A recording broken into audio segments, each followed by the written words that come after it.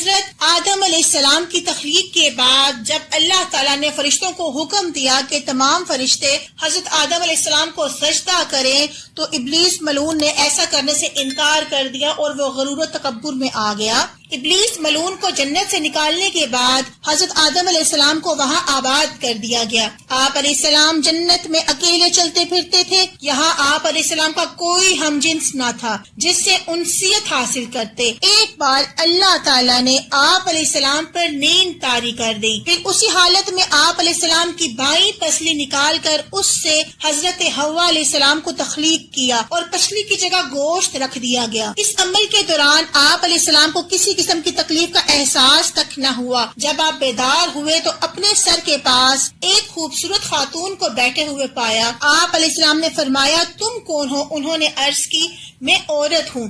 فرمایا تمہیں کیوں پیدا کیا گیا ہے؟ عرض کی اس لیے کہ آپ علیہ السلام مجھ سے سکون حاصل کریں۔ فرشتوں نے آپ علیہ السلام کے علوم کی وسعت معلوم کرنے کے لیے عرض کی ان کا نام کیا ہے؟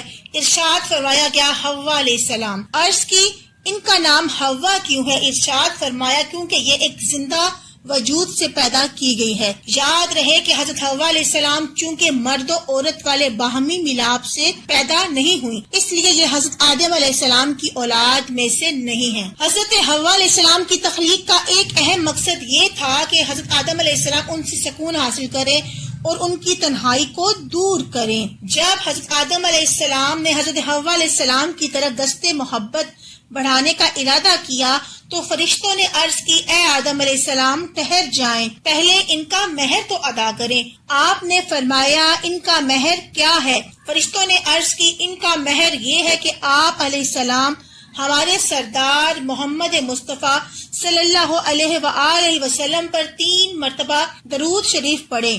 چنانچہ آپ علیہ السلام نے درود پڑھا اور فرشتوں کی گواہی سے آپ علیہ السلام کا حضرت حوا علیہ السلام سے نکاح ہو گیا۔ اس سے معلوم ہوا کہ نبی کریم صلی اللہ علیہ وآلہ وسلم ہر موجود چیز کے لیے وسیلہ ہیں، یہاں تک کہ اپنے والد حضرت آدم علیہ السلام کا وسیلہ بھی آپ ہی ہیں۔ اللہ تعالیٰ نے جنت میں حضرت آدم علیہ السلام کو ابلیس کے بارے میں بتاتے ہوئے فرمایا کہ اے آدم علیہ السلام یہ ابلیس تیرا اور تیری بیوی کا دشمن ہے، تو یہ تم دونوں کو جنت سے نکلوا نہ دے۔ اگر ایسا ہوا تو تم مشقت میں پڑ جاؤ گے، یعنی جنت سے نکل کر زمین پر جانا پڑے گا اور وہاں اپنی غذا اور خوراک کے لیے کاشتکاری کرنے، دانا نکالنے، پیسنے پکانے کی محنت میں مبتلا ہونا پڑے گا۔ ابلیس کو ذلیل و رسوا کر کے جنت سے نکال دینے اور حضرت حوا علیہ السلام کی تخلیق کے بعد اللہ تعالیٰ نے حضرت آدم علیہ السلام اور ان کی زوجہ کو جنت میں ہی رہنے کا حکم دے دیا اور کسی رکاوٹ کے بغیر کہیں سے بھی کھانے کی اجازت دے دی، البتہ ایک خاص درخت کے قریب جانے سے منع کر دیا۔ حضرت آدم علیہ السلام کو سجدہ نہ کرنے کی وجہ سے شیطان مردود ہوا تھا، اسی لیے اس نے اپنے دل میں کینہ اور حسد پال لیا، انتقام کے متعلق سوچتا رہا اور آپ علیہ السلام کو نقصان پہنچانے کی طاق میں لگا رہا۔ چنانچہ موقع ملنے پر اس نے حضرت آدم علیہ السلام کو وسوسہ ڈالنا شروع کر دیا اور کہنے لگا اے آدم علیہ السلام کیا میں تمہیں ایک ایسے درخت کے بارے میں بتاؤں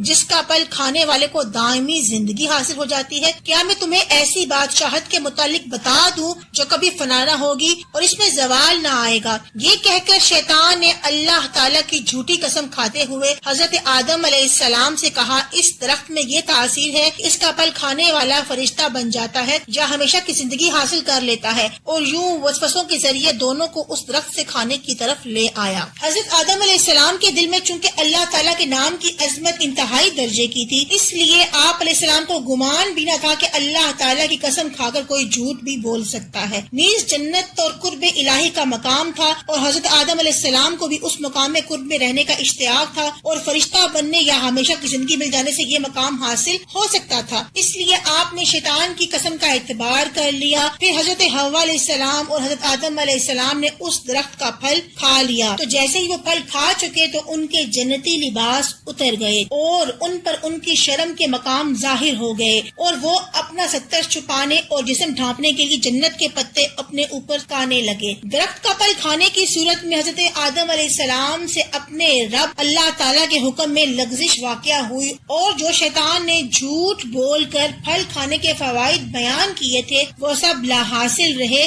یعنی جب آدم علیہ السلام اور حضرت حوا علیہ السلام نے ممنوع درخت کا پھل کھا لیا، اللہ تعالیٰ نے انہیں اور حضرت حوا علیہ السلام کو حکم دیا کہ تم دونوں اکٹھے جنت سے زمین پر اتر جاؤ۔ یہی حکم حضرت آدم علیہ السلام کی پشت میں موجود ان کی اولاد کے لیے بھی تھا، اور ساتھ ہی انہیں یہ بھی فرما دیا گیا کہ تمہاری اولاد میں سے بعض لوگ بعض کے دشمن ہوں گے، دنیا میں ایک دوسرے سے حسد اور دین میں اختلاف کریں گے، نیز زمین میں تمہیں ایک خاص وقت تک ٹھہرنا اور نفع۔ آخر کار ایک لمبا عرصہ حضرت آدم علیہ السلام اس دنیا میں موجود رہے۔ حضرت آدم علیہ السلام کی ایک عرصہ دراز تک گریہ زاری کے بعد اللہ تعالیٰ نے انہیں توبہ کے کچھ کلمات الہام فرمائے، اور جب آپ علیہ السلام نے ان کلمات کے ذریعے توبہ کی تو اللہ تعالیٰ نے اسے قبول فرما لیا۔ جب حضرت آدم علیہ السلام سے اجتہادی خطا ہوئی تو انہوں نے عرش کی طرف اپنا سر اٹھایا اور عرض کی، اے اللہ، میں محمد کے وسیلے سے سوال کرتا ہوں تو میری مغفرت فرما دے۔ اللہ تعالیٰ نے حضرت آدم علیہ السلام کی طرف وحی فرمائی کہ محمد کون ہے؟ حضرت آدم علیہ السلام نے عرض کی، اے اللہ، تیرا نام برکت والا ہے، جب تو نے مجھے پیدا کیا تو میں نے سر اٹھا کر تیرے عرش کی طرف دیکھا تو اس پہ لکھا ہوا تھا لا الہ الا اللہ محمد الرسول اللہ، تو میں نے جان لیا کہ تیری بارگاہ میں اس شخص سے زیادہ کسی کا مرتبہ اور مقام بلند نہ ہوگا جس کا نام تو نے اپنے نام کے ساتھ لکھا ہے۔ اللہ تعالیٰ نے حضرت آدم علیہ السلام کی طرف وہی فرمائی، اے آدم، یہ تیری اولاد میں سب سے آخری نبی ہیں اور ان کی امت تمہاری اولاد میں سب سے آخری امت ہے،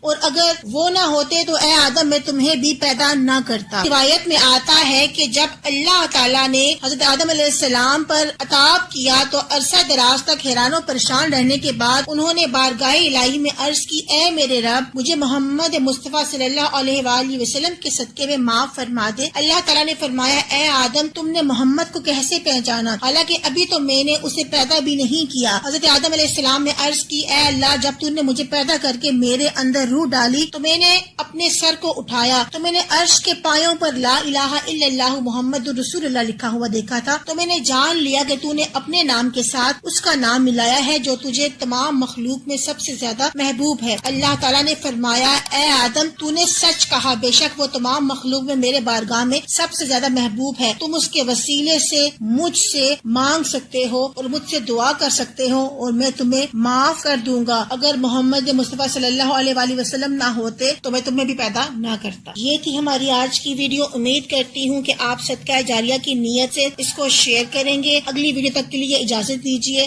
اللہ حافظ۔